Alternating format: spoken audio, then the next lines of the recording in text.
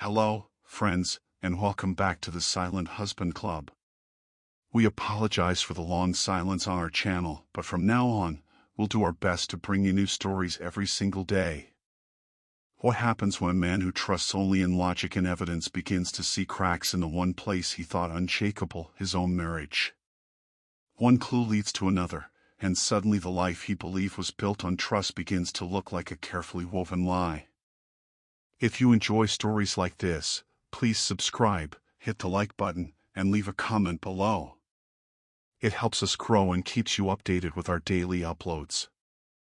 I had always considered myself a rational man. A man who placed facts above speculation, who trusted reason over emotion. My career as an attorney demanded nothing less: cold calculation, sharp logic, and unwavering reliance on evidence. That was my armor, my pride, and the foundation of my identity. But in recent weeks, something inside me had shifted.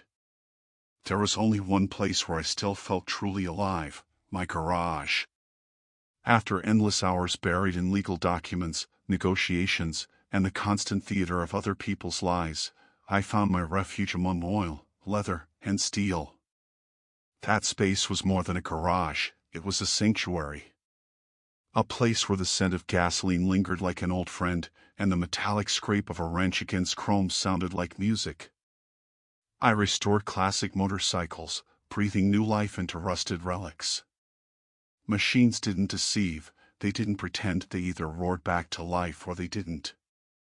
In that world, everything was pure, undeniable truth.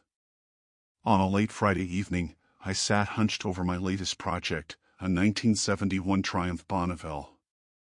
Months of meticulous work had gone into it, and I was finally nearing the moment of resurrection. The exhaust pipe rested in my hands, my focus narrowed to the final adjustments, when I heard her voice. "Richard?" I looked up. Evelyn stood in the doorway, a steaming mug of coffee in her hand. She wore jeans, a loose sweater, her blonde hair tied into a neat bun. A smile curved across her lips. "I'm leaving tomorrow for Julia's bachelorette party. Remember?" I nodded, too absorbed in my work to give more than a distracted response. Evelyn and Julia had been inseparable since high school. Weekend trips, late-night gatherings, none of it was unusual. "Have fun," I muttered, tightening the bolt in my grip. The next morning, Evelyn left early. She kissed me quickly on the cheek before disappearing down the street in her car. I thought little of it. My hands returned to steel and grease, my mind consumed by the Triumph. Hours passed unnoticed until the fading sunlight drew long shadows across the garage floor. Finally, I decided to take a break, stretching my stiff arms as I stepped into the house. I reached for a coffee mug when something on the counter froze me in place. Her charger. It was an older one, nearly forgotten, tucked away most of the time. That alone wasn't odd. But the faint traces smeared across its cable made my chest tighten. Beige makeup. Foundation. Clear as day. For a moment, I simply stared. Evelyn was meticulous, her appearance, her belongings, every detail about her life was carefully arranged. She never left things out of place, never left traces of herself behind without reason. And now this, her charger, marked with makeup, abandoned on the counter. I shook my head, forcing the thought away. Maybe she was in a hurry. Maybe I was seeing ghosts where there were none. I told myself to let it go. That evening, when Evelyn returned, she was radiant. Her cheeks flushed, her eyes shining as she handed me her phone. "Look at this." It was such a wonderful night. I scrolled through the photos, a crowd of women, laughing with cocktails, pressed together beneath neon lights. It all looked normal. Until one detail stopped me cold. In the reflection of a window behind them stretched the horizon. A vast expanse of dark water. The sea. I frowned. Where was this taken? I asked casually. Oh, Evelyn laughed, brushing it off. Funny story.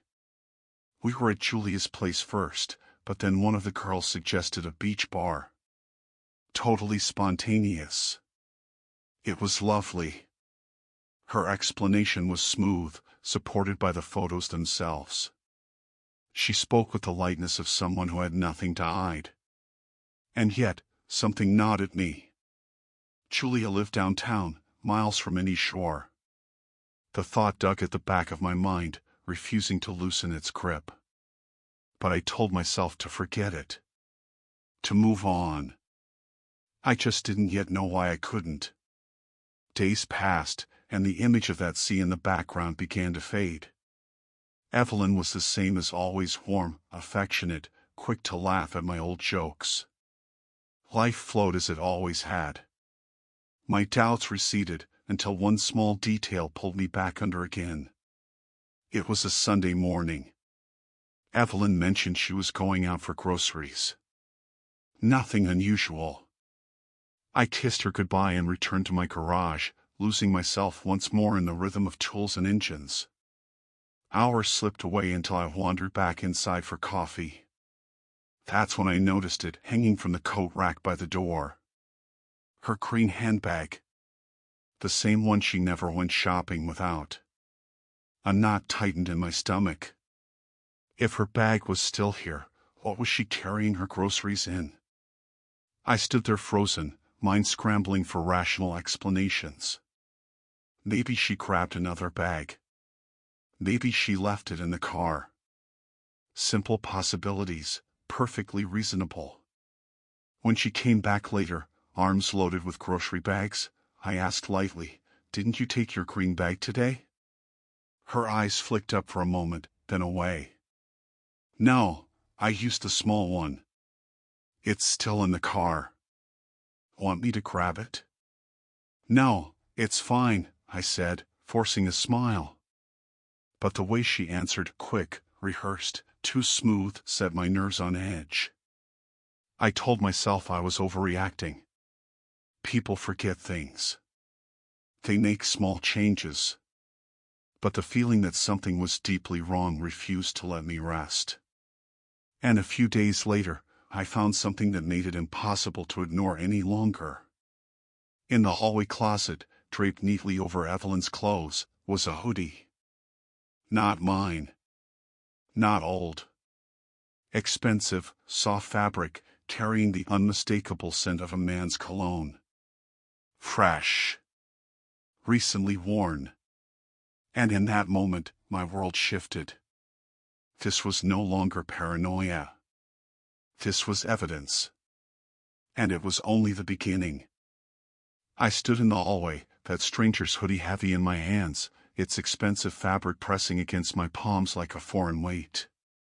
The smell of cologne lingered sharp and undeniable, and with every breath I felt a cold shiver run down my spine. I carried it into the living room, where Evelyn lay casually on the couch, scrolling through her phone as if the world outside her screen didn't exist. My voice was calm, but inside, my pulse pounded like a war drum. "Whose hoodie is this?" I asked. She barely looked up, her response ready, almost too ready. "Oh, that. My brother's. He left it here last week." Smooth, unbothered, she didn't even pause to study my face. It was an answer rehearsed, practiced, the kind you keep tucked in your pocket when you know you'll need it. I stood there longer than I should have, staring at her, searching for cracks in her mask. She didn't flinch. She didn't blush.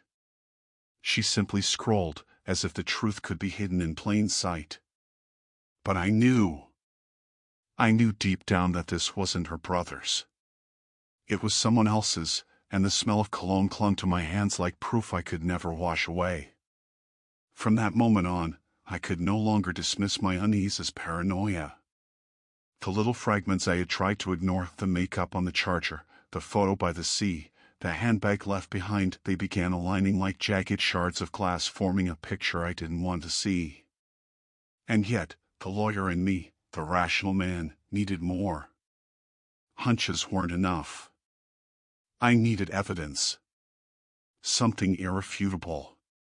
The following Saturday, Evelyn mentioned casually that she was heading to her yoga class. Nothing strange about that, she had been doing it for years, part of her routine. But I watched her carefully that morning. She spent more time than usual picking out her outfit, brushed on more makeup than I'd ever seen her wear to a workout, and even slipped a small cosmetic bag into her sports tote. Little things. Subtle things. But together, they screamed louder than words.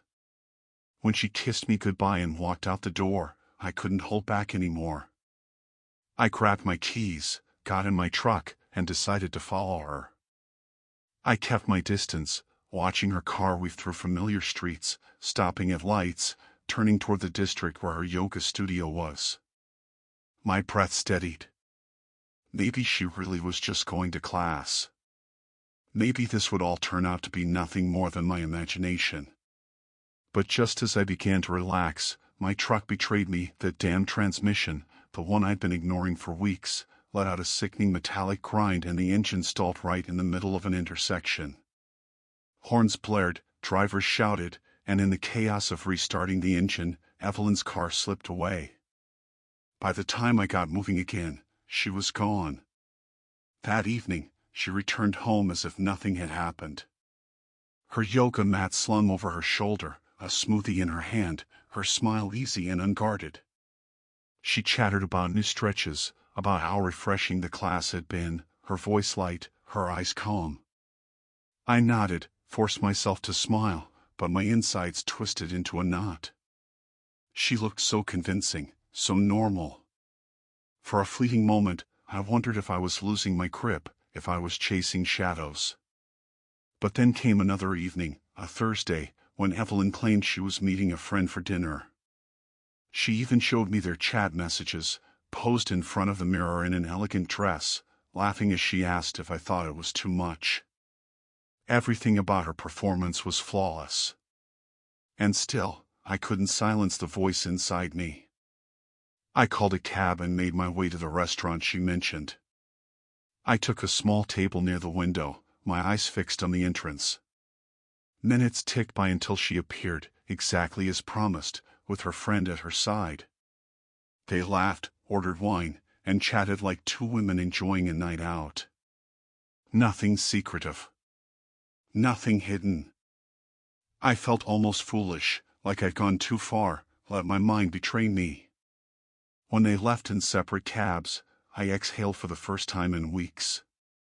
That night, I slept more soundly than I had in months. But peace never lasts. Because the third time, there was no friend. There was no yoga class, no group photo, no excuse to cling to. That day, Evelyn told me she needed self-care. A little shopping, a manicure, a day to herself.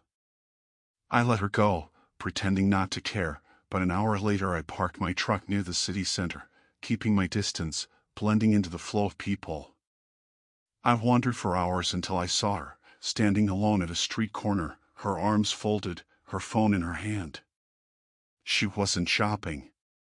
She wasn't pampering herself. She was waiting. And then he arrived.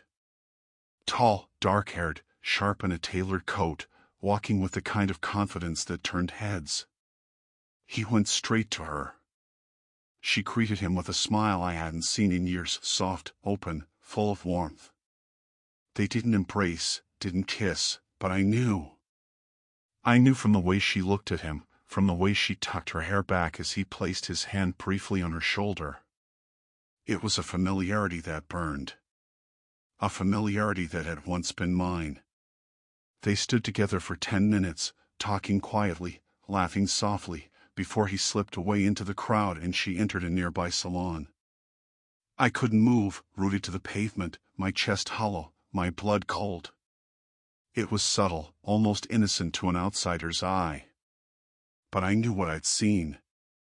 And in that moment, I understood, this wasn't the first time.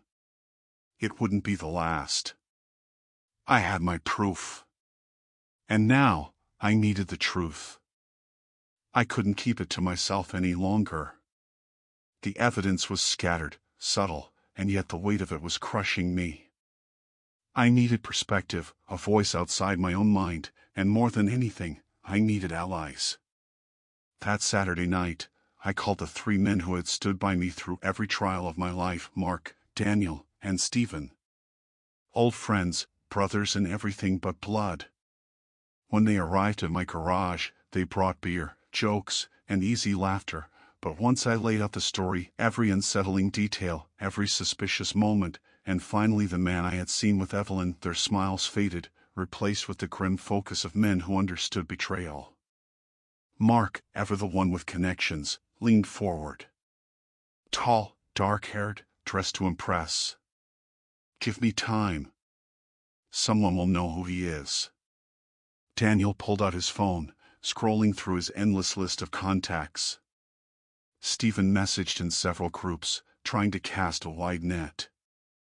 I even sketched a rough drawing of the stranger, crude but perhaps enough to stir recognition. For hours, we talked, dissected, compared every clue. But in the end, we had nothing. No name. No history. Just the shadow of a man who had slipped into my life and poisoned it. If he were a businessman in our circles, we'd have found him already, Daniel said finally, shaking his head. Either he keeps himself hidden, or he's new in town. His words stung, but they rang true.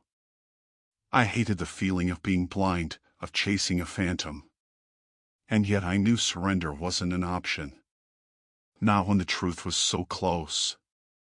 A week later, fate handed me the first thread of his identity in the most unexpected way.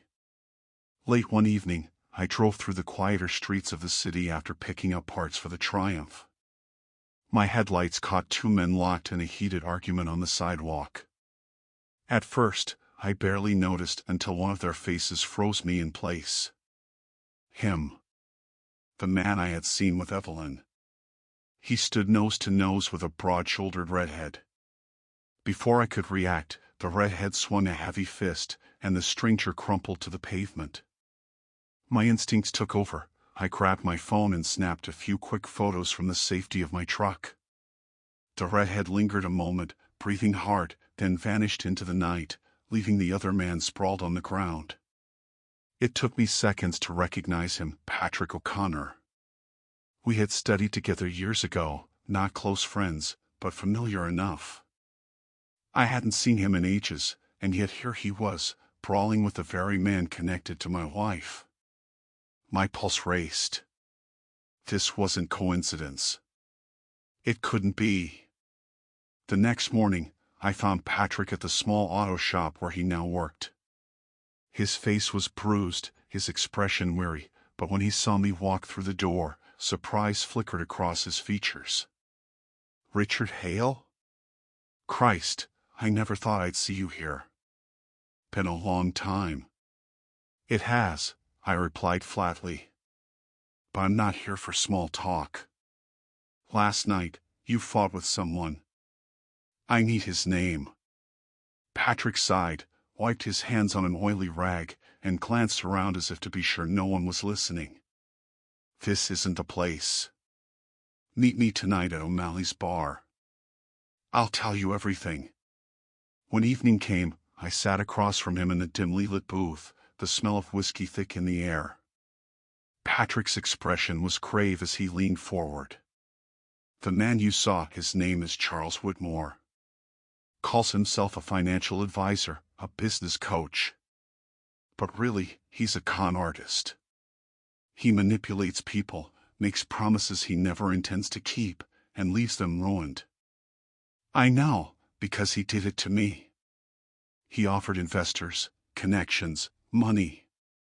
And when everything fell apart, I was left in debt while he walked away with his cut." Patrick took a deep drink before continuing. "He doesn't just ruin people financially. He gets under their skin. Twists their trust, plays with their lives. And sometimes, he goes too far." I felt my stomach knot. "What do you mean, too far?" Patrick's eyes locked with mine, and for a moment I saw something there, fear, maybe even guilt. A few days ago, I overheard him in a cafe. He was on the phone, pacing, nervous. He mentioned someone. He said, the husband. He didn't use a name, but the way he said it, it wasn't business. It was personal. And when I confronted him last night, asked what the hell he was mixed up in, he told me to back off. Told me it was none of my concern. My grip tightened around my glass until my knuckles went white. Evelyn. He had to be talking about Evelyn. Patrick leaned back, running a hand through his hair. Richard, listen to me. If Whitmore is anywhere near your wife, it's not an accident. He doesn't come into people's lives for no reason. And it's never harmless. The words fell heavy, final, like the sound of a gavel in a courtroom. I had his name now. I had the confirmation I had been dreading. Evelyn and Charles Whitmore. And in that moment, I knew there was no turning back. After my meeting with Patrick, every moment of doubt I had tried to bury resurfaced with brutal clarity. The name, the face, the lies, all of it locked into place.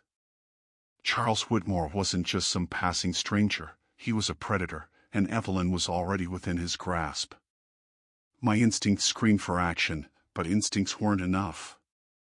I needed proof so undeniable that not even Evelyn could twist it into an excuse. And I needed a plan.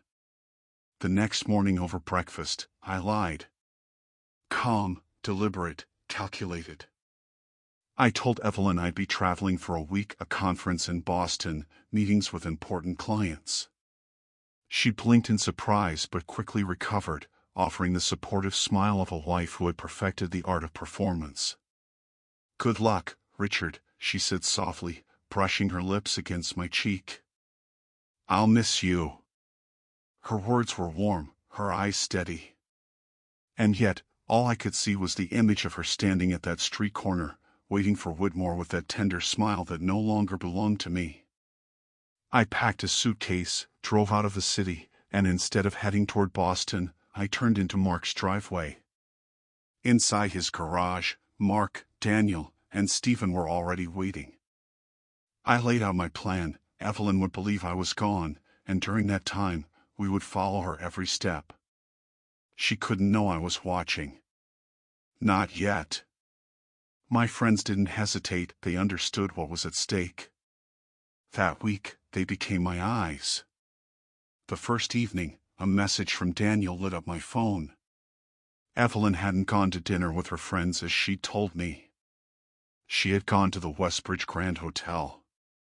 Third floor, Daniel said in a hushed voice over the phone. Minutes later, blurry photos arrived. Evelyn, radiant in a dark evening gown, stepping into the lobby. A shadow moved behind the curtain of a third-floor window. My hands went cold as I stared at the screen. Hours later, she left the hotel, her hair slightly disheveled, her jacket draped carelessly over her shoulders. The image burned into me, the casual disorder of someone who hadn't spent the night in innocent company. 2 days later, Stephen was on her trail. Evelyn claimed she was stuck at the office, catching up on deadlines. But she never reached her workplace. Instead, she met Whitmore at an upscale Italian restaurant downtown, the very same one she had once visited with a friend. This time, there was no pretense. Stephen's photos showed them leaning close across the table, her hand brushing his arm, his palm lingering at her waist as they left together. My jaw locked as I stared at the evidence. The facade was gone. This was no longer a suspicion, it was reality. And then came the third strike. Mark followed her on the night she claimed she would visit a relative outside the city. Instead, she drove to a secluded beachside villa. From the shadows, Mark and I sat side by side, hidden in the trees, staring at the glowing windows.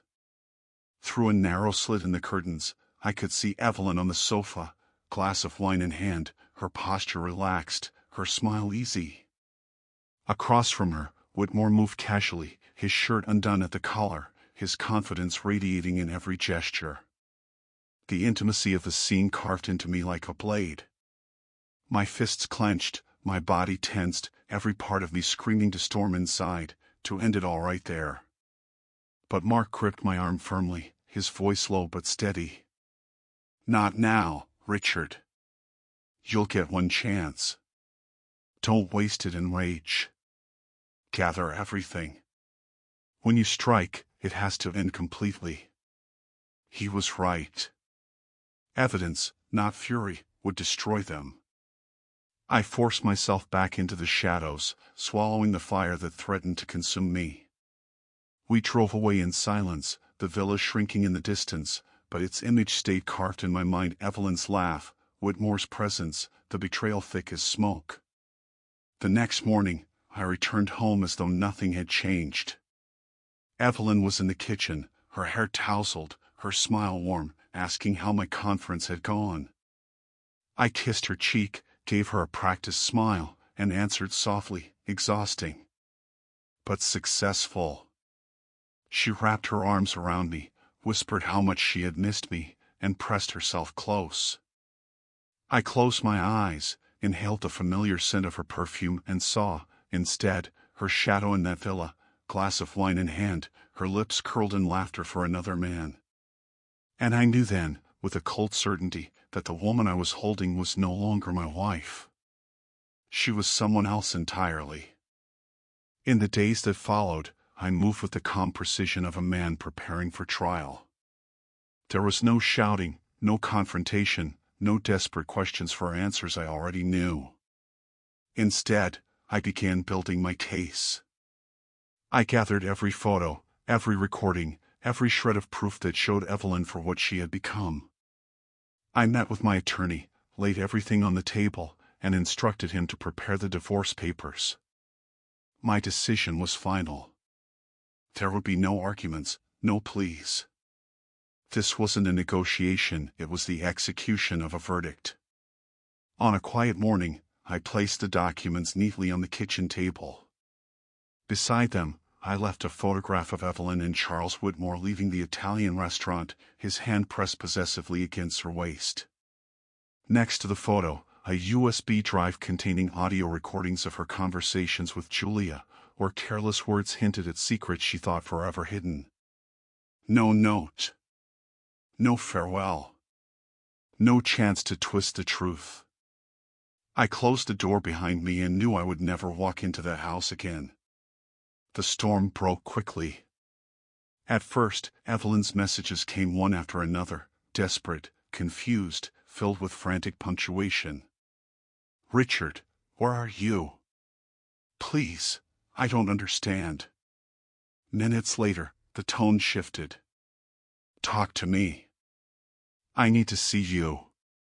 Please, just hear me out." Then came the panic, voice messages dripping with tears I never listened to. Every word was deleted without reply. She had already spoken her truth in the arms of another man. I owed her nothing more. As my attorney filed the paperwork, the process unfolded with brutal efficiency. Evelyn lost nearly everything. The house, the savings, the possessions we had once built together, divided cleanly, legally, but always against her.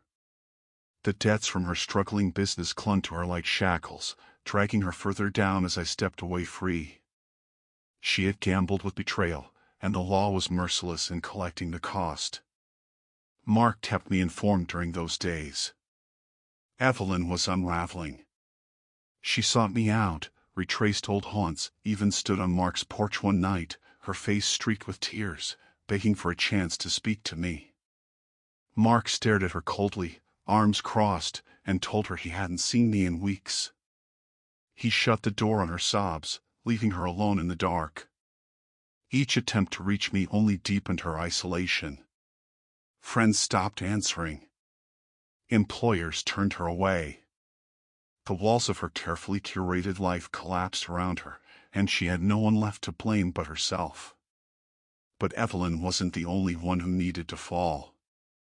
Whitmore had walked too long with a mask of charm, feeding on trust, manipulating lives like a game he always won.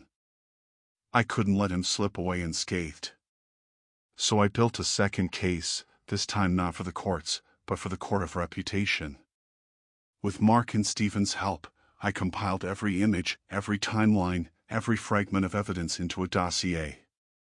Anonymous envelopes found their way into the right hands, the board of his firm, the HR department, the partners who depended on his spotless image. Within a week, his career imploded. Personal misconduct, the official statement read, but everyone in his industry knew the truth. A financial advisor caught in scandal is a dead man walking. Whitmore was forced out, desperate for work, and then gone from the city altogether. Patrick O'Connor, too, paid for his sins. For years, he had lived on borrowed trust, scamming clients, drowning in debts he could never repay. I opened old wounds, connected his victims with my attorneys, and helped unleash the lawsuits that stripped him of his shop and left him broken. One by one, the men who thought they could play with other people's lives were crushed beneath the weight of their own deceit. And Evelyn? She drifted, a shadow of the woman I had once known. Word spread quickly, whispers of scandal, betrayal, disgrace. She sent me long letters filled with regret, voicemails heavy with sobs, promises of change that came too late. I never answered. She was gone long before I walked away. All that remained was the wreckage she had created. Eventually, I heard she had moved to another city, chasing the illusion of a fresh start. But you can't outrun the truth. It follows, always. By the time the dust settled, I stood alone. Victorious, perhaps. Avenged, without question. But in the silence that followed, I felt nothing like triumph. Only the hollow echo of everything I had lost, and the cold satisfaction of knowing justice had been served. When the chaos finally ebbed and silence returned to my life, I didn't feel the surge of victory I once imagined. There was no rush of triumph, no warmth of satisfaction. The truth was out, justice had been delivered, and every betrayal had been dragged into the light, and yet I felt only emptiness. Betrayal has a way of stripping more than trust. It strips illusions, it burns away hope, and it leaves a man standing alone with nothing but ashes at his feet. I spent my days in the only place that still made sense, my garage. The Triumph Bonneville had become more than a motorcycle. It was my anchor, my last honest connection to a world that wasn't built on lies. I worked in silence, tightening bolts, polishing chrome, breathing in the steady scent of oil and steel. Every small task gave me something Evelyn and Whitmore never could: clarity, certainty, control. Machines didn't lie. They didn't betray. They only reflected the truth of the hands that built them. One evening, as the sun dipped low and painted the garage in shades of gold and rust, I stepped back from the Triumph. It was complete at last. The metal gleamed under the dim light, its lines sharp, elegant, alive again. I poured myself a glass of whiskey, leaned back against the old workshop chair, and let the radio fill the space with the fading chords of a rock song that once belonged to a younger, simpler time. I thought about Evelyn then, about the way she used to smile, the way her hand once fit so easily into mine. I thought about Whitmore and the arrogance in his walk, about Patrick and the twisted game he played. I thought about all of them and realized they were gone. Out of my life, out of my reach, stripped of their power over me. I had severed the chains, and though the air around me was cold, it was free. I raised a glass to my lips and let the burn of whiskey remind me that I was still here. Scarred, yes. Hardened, absolutely. But alive. The war was over. And for the first time in months, I allowed myself a faint smile. Not because I had one, but because I had survived. Thank you for watching. If this story touched you, shocked you, or simply made you think, don't keep it to yourself. Leave a comment, your thoughts, your story, your truth. Subscribe for more raw, real, and unforgettable confessions. And if this story made you feel seen, share it. Someone else might need to hear it too. You're not alone here. This channel is a safe space for those who've been betrayed, broken, and rebuilt.